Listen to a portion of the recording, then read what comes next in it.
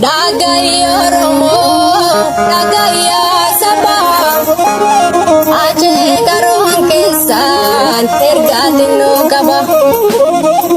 Oromo ko Kabak Kipa, Jirtu Foni Flamento,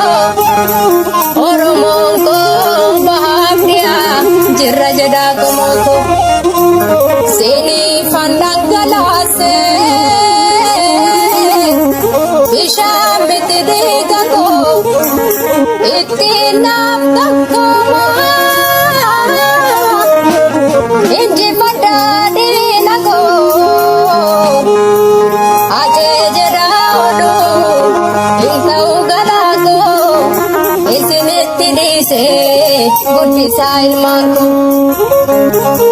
hedunke santa farsa